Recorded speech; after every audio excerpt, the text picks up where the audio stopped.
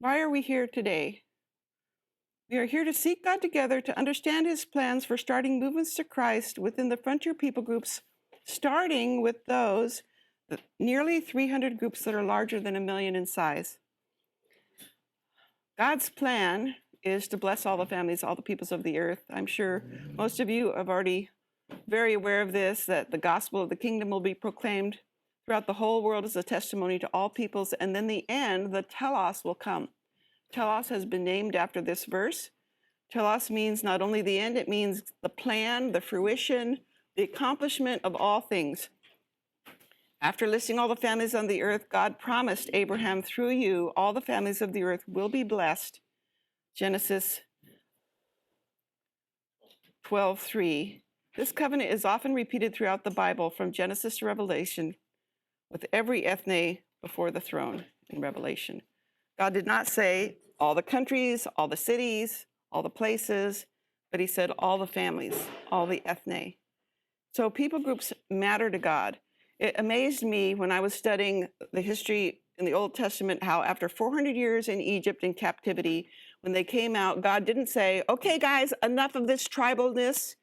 You're all going to be Israelites now. No one's going to be from this tribe or that tribe anymore. No, he had them camp by family lines, and when he gave them the land in the new land, he gave them land based on their family lines. So all the way through the Bible, you see this kind of conviction on God's heart to bless all the families of the earth. So I believe when we forget what God promised, we end up overlooking many families and peoples.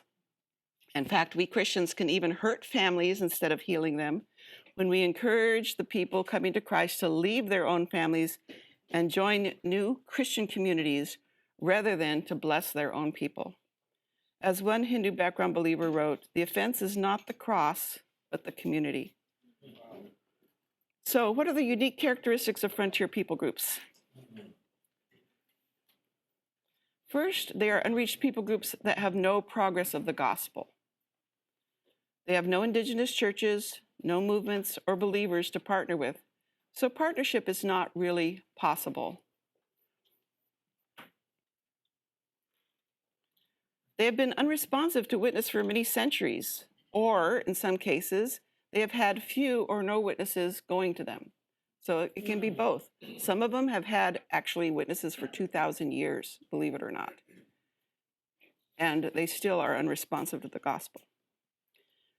They usually consider Jesus to be only a God of the Christians. He's a foreign God, he's not their God. So pioneering witness is required, and I want you to remember that unreached people groups with movements are still unreached people groups until they reach 2% evangelical.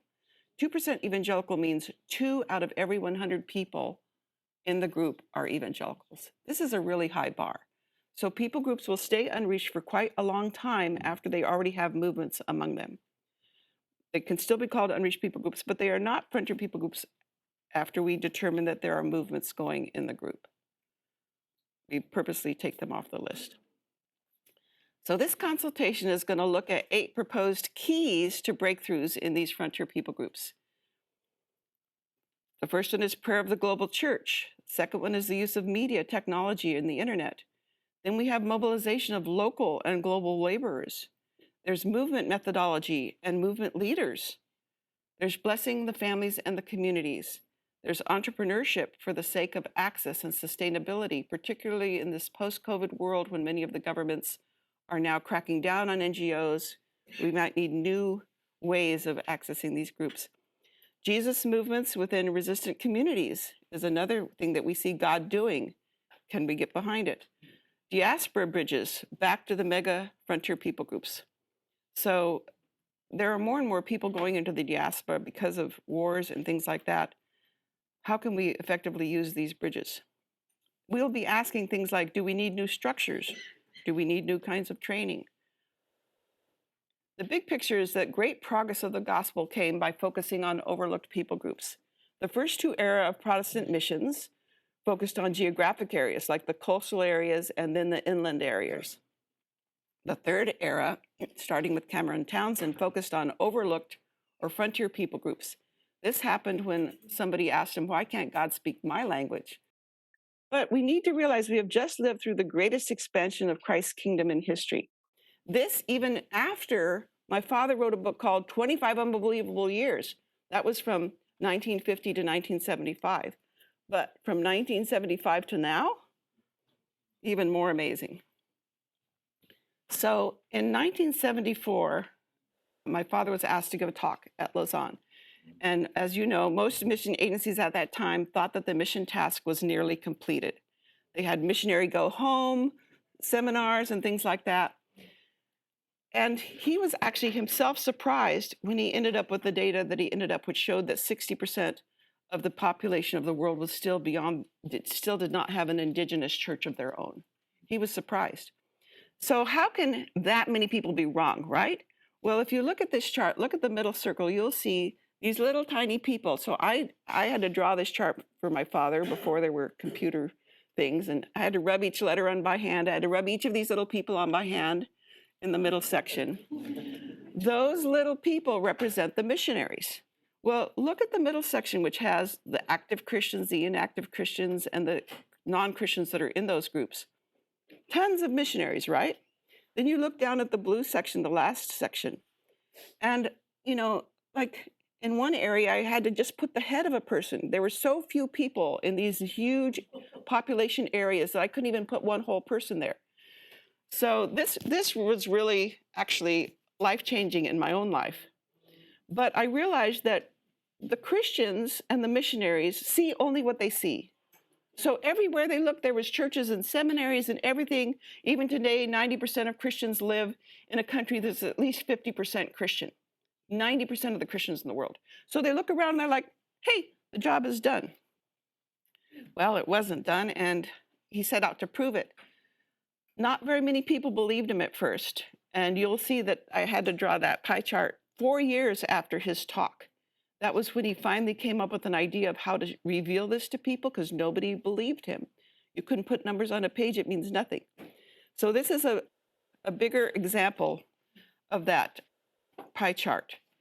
And when people saw this pie chart, suddenly they started to realize, oh my goodness, it's true. We aren't in these areas. Our mission agency isn't in these areas. But his own mission agency, the Presbyterian Church, did not accept his findings. And they went from close to 2,000 missionaries early in the century, working with, for example, the Koreans, down to less than 50 after 1975. Bob Blinko has the accurate statistics, so you can ask him. But there were agencies that refused to accept the idea that there were other areas that needed pioneering. In 1980, there were 4.3 billion people in the world. 60% of the world's population lived in frontier people groups. In 2023, there are now 8 billion people in the world, but only 25% of the people in the world still live in frontier people groups. So this is a great progress. So let's talk about reached versus unreached. This is really familiar for most of you. Almost half of the non-believers in the world live in the reached people groups. They also have 97% of the mission force.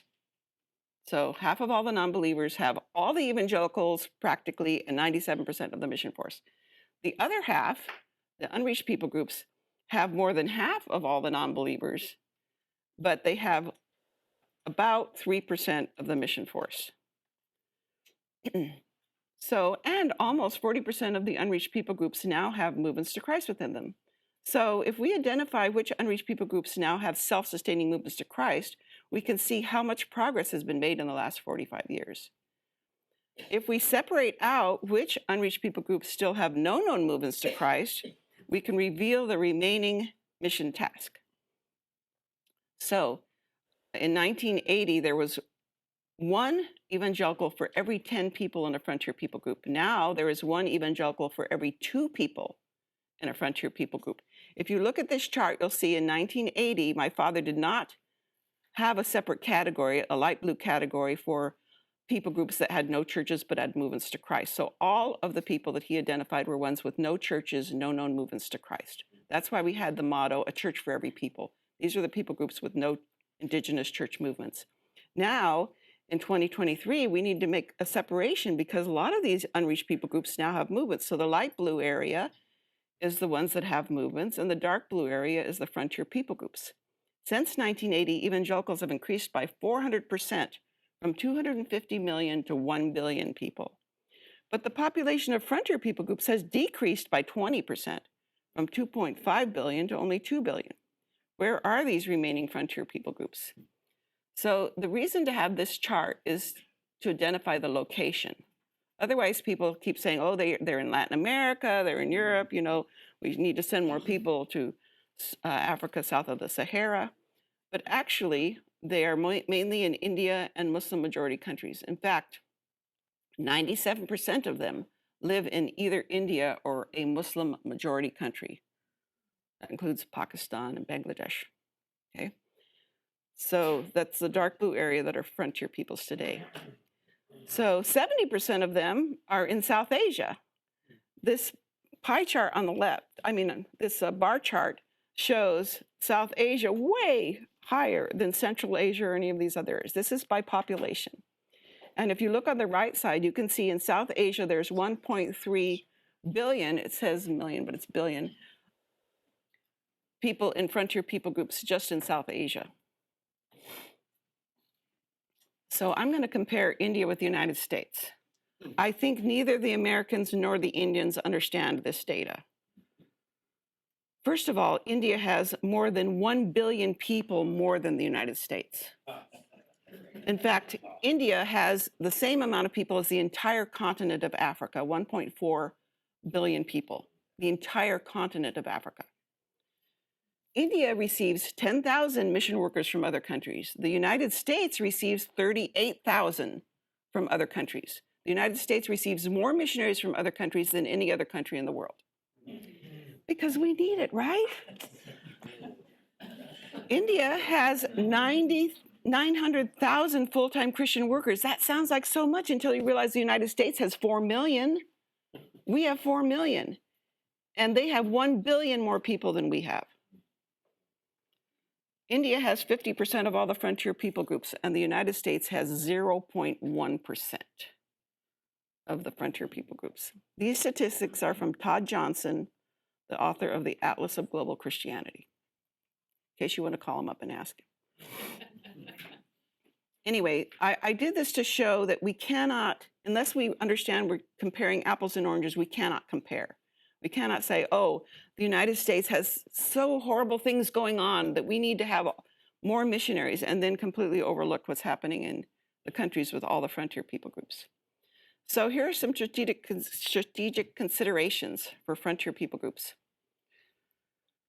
First, half of all the frontier people groups are Muslim groups. That's 1 billion people, half of them. The other half are almost all Hindu groups. Less than 3% of them are Buddhists, Sikhs, Jains, ethnic tribal groups. So they're all pretty much Muslims or Hindus.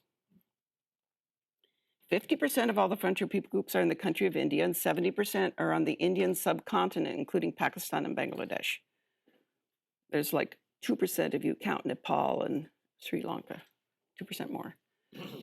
But almost half of the entire population of the frontier people groups are in just the 35 largest frontier people groups that are over 10 million in size. You have a prayer guide in your folder for these 35 largest frontier peoples. It says 31, but there's a few extra in the addendum because some of the groups have gone over 10 million in size. And 80% of all the population of the frontier people groups are in just these less than 300 groups over 1 million in size, 291 at the moment, but it changes. So I didn't put 291. So my proposal is, let's reach the largest frontier people groups who will then influence all the smaller groups around them.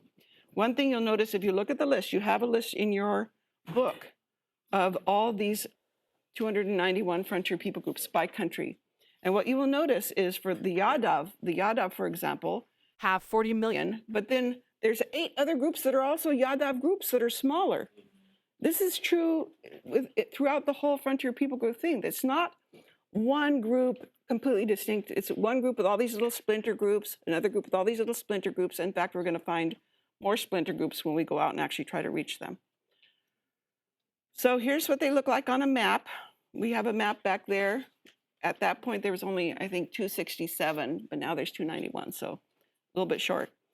But if we start movements in these, we will start movements among 1.6 billion people, 80% of the population of frontier, and 20% of the population of the world are in these groups, 20% of the entire world's population. I really recommend going to joshuaproject.net, frontier/interactive. So why focus on the 300 mega frontier people groups? I haven't given you enough reason. I'm going to give you some more. First of all, the evangelicals and the reached people groups can easily reach the 50% of the non-believers that are in their own groups because they have 90% of the Christians and 96% of the missionaries. That's easy.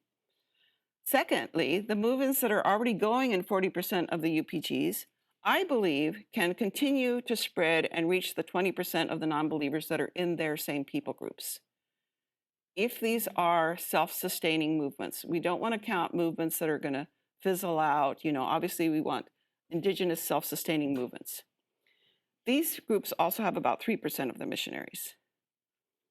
But who's going to reach the 30% of all non-believers that are in the frontier people groups with virtually no Christians and less than 1% of the missionaries? Who's going to reach these people? Remember, focusing on these groups covers 80% of the frontier people groups population, 20% of the world's population, and 1.6 billion people trickle down to smaller groups. So how to help people choose a mega frontier people group to start with? Go to this link, joshuaproject.net, Frontier Interactive. Narrow the list by picking a religion, or you can pick a country. Then you can choose a language, like there's bar graphs that show which languages these people speak. Pick a language. I want to reach a group that speaks Tamil. Okay, pick Tamil. And then it'll show a list at the bottom, and you can say, of these 5 groups or of these 3 groups, this is the group that interests me the most. And you can click on the name, and it will take you to the full description on the Joshua Project of that particular people group. So here's a list of resources, but I need to turn this over now to John Robb, who's going to help us pray for all of this. I feel like we're just sort of like Jonathan and his armor bearer. We're just going to go up and see what God might do. We're not many, we're not great, we're not smart necessarily, but God is going to help us, and so we might as well go up and see what God might do.